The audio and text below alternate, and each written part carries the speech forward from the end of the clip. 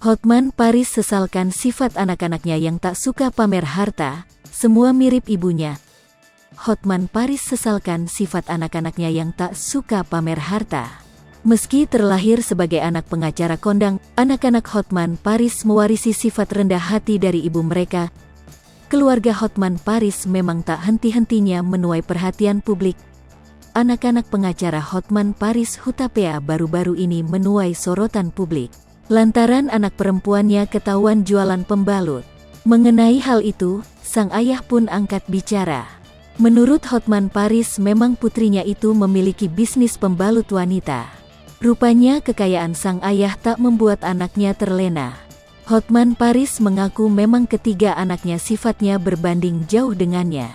Pasalnya, ketiga anaknya tidak ada yang suka pamer kekayaan mirip dengan sang ibu.